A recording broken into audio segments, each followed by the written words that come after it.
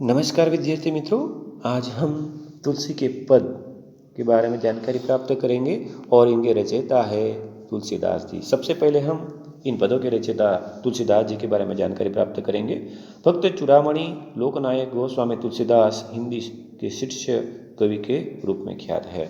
यानी जो तुलसीदास जी है वह बहुत ही प्रसिद्ध साहित्यकार है, प्रसिद्ध कवि है, प्रसिद्ध लेखक है, ऐसा कहा जा सकता है। आपका जन्म स्थान राजकोट जिला बांदा उत्तर प्रदेश माना गया है। यानी उनके जन्म स्थान के बारे में अभी भी कोई ठोस जानकारी नहीं है, लेकिन उत्तर प्रदेश उनका जन्म स्थान माना गया है। आपके पिता का नाम आत्माराम दुबे तथा माता का नाम हुलसी था। उनके पिता का नाम था आत्माराम दुबे और माता है उनका नाम है हुलसी। बाल्यावस्था में आपको माता पिता का जो सुख है वह प्राप्त नहीं हुआ। यानी बचपन में ही उनके माता पिता उन्हें छोड़कर चले गए थे, यानी उनका स्वर्गवास हो गया था। बाबा नरहरिदास ने आपको अपने पास रखा। जो बाबा नरहरिदास है उन्होंने तुलसीदास जी को अपने पास रखा था। इन्हीं के साथ गोस्वामी जी ने वर्षों तक काशी, अयोध्या और चित्रकूट में रहकर वेद वेदांत, इतिहास, पुराण, दर्शन का गहन अध्ययन करके ज्ञान प्राप्त किया है। यानी इन्हीं के साथ में रहकर, नरहरिदास के साथ में रहकर तुलसीदास जी ने जो वेद है उन वेदों का बहुत ही अच्छी तरह से अभ्यास प्राप्त किया है और उन्हीं के अनुसार उन्होंने ज्ञान प्राप्त किया है। बाबा नरहरिदास ने ही राम नाम की दीक्षा दी थी। यानी बाबा नरहरिदास ने ही यहाँ पर तुलसीदास जी को राम नाम की दीक्षा दी थी। कहते हैं कि पत्नी रत्नावली की वत्सरना के बाद आप राम भक्ति की ओर उन्मुख हुए। बाद में तो आप राम के परम भक्त बन गए। यानी धीरे धीरे तुलसीदास जी भगवान श्री राम के परम भक्त बन जाते हैं। आपकी रचनाओं का संबंध प्रधान रूप में राम से है। यानी उनकी कोई भी रचनाएं हो उनमें भगवान श्री राम का उल्लेख अवश्य देखने मिलता है। ब्रज और अवधी दोनों भाषाओं में आपने काव्य रचे हैं। अपने समय का प्रचलित प्रधान काव्य शैलियों में आपने राम साहित्य सर्जन किया है। यानी उनके समय में उन्होंने जो भी रचना की है उनमें भगवान श्री राम के दर्शन हो जाते हैं। यानी उन्होंने राम साहित्य का सृजन किया है। इस नाते तुलसी को अपने समय का प्रतिनिधि कवि भी कहा गया है। रामचरितमानस आपका श्रेष्ठ ग्रंथ है। यानी उनका सबसे जो प्रचलित ग्रंथ है उसका नाम है रामचरितमानस। भारत की जनता में राम को ईश्वर के रूप में मान्यता प्राप्त है। यानी भारत की जनता के अंदर अगर बात की जाए तो भगवान श्री राम को ईश्वर के रूप में माना गया है। उनका श्रेय तुलसीदास जी को ही दिया जा सकता है। यानी भगवान श्री राम को ईश्वर के रूप में जब भारत के लोग मानते हैं तो उसका श्रेय तुलसीदास जी को ही जाता है। रामचरितमानस को धर्मग्रंथ भी माना जाता है। रामचरितमानस, विनय पत्रिका, कवितावली, गीतावली, दोहावली, श्री कृष्ण गीतावली, बरेव रामायण, जानकी मंगल, पार्वती मंगल, रामाज्ञा प्रश्नावली, रामलला नहच्छु तथा वैराग्य संदीपनी आपकी उल्लेखनीय कृतियाँ। यानी इन सारी कृतियाँ उन्होंने हिंदी साहित्य को प्रदान की है। आगे देखते हैं। अहम अथवा घमंड जीवन में उत्पन्न होने वाली अनेकानेक समस्याओं का कारण हुआ करता है। यानी जीवन के अंदर अहम, घमंड जो है वह समस्याओं का कारण बन जाता है। यदि व्यक्ति अपने अहम का नाश कर विनय को धारण कर सके तो वह जीवन में अनेक संकटों से बच सकता है।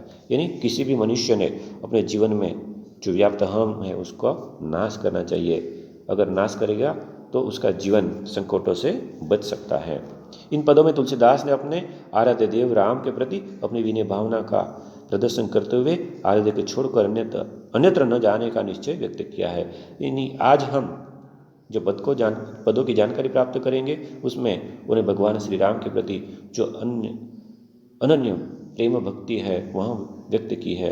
अगर भगवान श्री राम की आप भक्ति करोगे तो आपके जीवन में सुख आएगा। और वो कहते हैं, उनकी रचनाओं में कहा गया है कि वह भगवान श्री राम को छोड़कर कहीं जाना नहीं चाहते हैं। एक भक्त की यह विनय भावना यदि आज के व्यक्ति अपने जीवन में उतार सके तो संघर्षों की धूप में झुलसते हुए संसार के प्राणों को एक नई चेतना मिल सकती है। इन बातों को अगर व्यक्ति अपने जीवन में उतार ले तो उसके जीवन में से कष्ट दूर हो जाएंगे। तो चलिए विद्यार्थी मित्रों, इन पदों को समझने की कोशिश करते हैं। पहला नंबर का जो पद है उसकी जानकारी प्राप्त करते हैं कुछ पंक्तियों के द्वारा। जाऊँ कहाँ तजी चरण तुम्हारे, यानी पहले ही बताया कि हे प्रभु आपके चरण को छोड़कर मैं कहाँ जाऊँ। काको नाम पतित पावन जग के ही अति दिन प्यारे, यानी काको यानी किसका नाम इस जग में पतित पावन यानी कि पापियों का उद्धार करने वाले में आता है। हे प्रभु किसका नाम इस जग के अंदर विश्व के अंदर पतित पावन यानी पापियों का उद्धार करने में आता है कि ही अति दिन प्यारे, यानी किसे जो दिन यानी कि दुखी प्यारे है। और यहाँ पर किसे कौन से देव को जो दुखी लोग हैं वो ज़्यादा प्यारे हैं। कहते कि शुरुआत में कहते कि प्रभु आपके चरण को छोड़कर मैं कहाँ जाऊँ, तो जी यानी कि चरण को छोड़कर मैं कहाँ जाऊँ। काको नाम पतित पावन जग, इस विश्व के अंदर किसका नाम पापी के उद्धार करने में आता है और किसको जो दुखी लोग हैं वो ज़्यादा प्यारे हैं। प्यारे यानी कि प्यारे हैं। कौन देव बराई बिरद ही धटी अदम उदारे, यानी किसने बराई यानी कि कौन से देव ने बड़पन दिखाकर विरध हित यानी दूसरों के लिए दूसरों के हित के लिए हटी यानी कि हट करके पापियों का उद्धार किया है। यानी कौन से देव ने बड़ाई बड़पन दिखाकर विरध हित दूसरों के हित के लिए हट कर करके अधम यानी पापियों का उद्धार किया है। खग मृग व्याध पशान बेटब जड़ जवन कवन सुरतारे, खग यानी कि पक्षी, मृग यानी कि हिरण, व्याध यानी कि शिकारी, पशान यानी कि पत्थर, बिटब जड़ यानी वृक्ष की जड़े, जवन कवन सुरतारे, जवन कवन सुरतारे। कहते कि पक्षी, हिरण, शिकारी, पशान यानी कि पत्थर, बिटब वृक्ष यानी वृक्ष की जड़े, जवन कवन सुरतारे, इन सबको तो कौन से देवता ने तारा है। इन सबको कौन से देवता ने तारा है। देव धनुज मुनि नाग मनुज सब माया भी बस विचारे, यानी कि देव, धनुज यानी कि राक्षस, मुनि, नाग यानी कि हाथी, मनुज यानी कि मनुष्य, सब क्या है बेचारे माया के विवश है, माया से वशीभूत है। ये सभी तो माया के वशीभूत है बेचारे। तिनके हाथ दास तुलसी प्रभु कहा अपनोपन हारे, यानी इनके अलावा हे प्रभु तुलसीदास जी इनके साथ अपनापन दिखाकर कोई लाभ नहीं है। हे प्रभु इनके साथ अपनापन करके कोई लाभ होने वाला नहीं है। यही बात उन्होंने इसमें कही है, अपनापन दिखाकर कोई लाभ होने वाला नहीं है। यानी कि इस पहले दोहे के अंदर तुलसीदास जी ने बताया है कि हे प्रभु आपके चरण को तेजी यानी छोड़कर मैं कहाँ जाऊँ। किसका नाम इस जग के अंदर पतित पावन यानी पापियों का उद्धार करने में आता है। किसे यहाँ पर जो दुखी लोग हैं ज़्यादा प्यारे हैं। कौन से देव ने बढ़ाई करके दूसरों के हित के लिए हट करके अध्यम उद्धार यानी पापियों का उद्धार किया है। खग मृग व्याध पशन बिटब जड़ जवन कवन सुरतारे, यानी पक्षी, हिरण, शिकारी, पत्थर, वृक्ष की जड़े, जवन कुन कवन सुरतारे, यानी इन सबको कौन से देवता ने तारा है। देव धनुज मुनि नाग मनुज सब माया विवश तुम्हारे विचारे। देव धनुज यानी कि राक्षस, मुनि नाग यानी कि हाथी, मनुज यानी मनुष्य, ये सब क्या है माया के वशीभूत है बेचारे, सब माया के वशीभूत है। तिनके हाथ तुलसी प्रभु कहा अपनापन हारे, यानी इनसे अपनापन जोड़कर मुझे क्या लाभ होने वाला है।